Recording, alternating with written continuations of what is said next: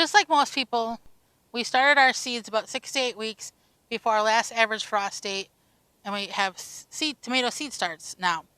These ones unfortunately didn't make it out of the original seed starting cup into the root maker grow tray.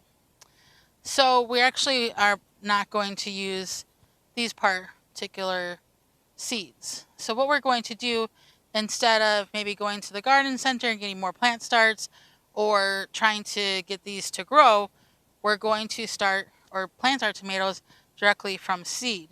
And actually not too far from here at our large garden is where I grew up.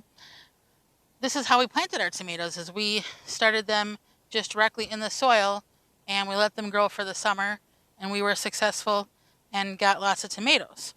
So if you're wondering, can I just directly sow tomatoes seeds? You certainly can.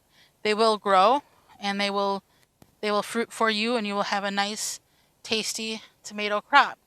Especially if maybe your seed starts didn't work out, or you just don't want to go to the garden center and get some.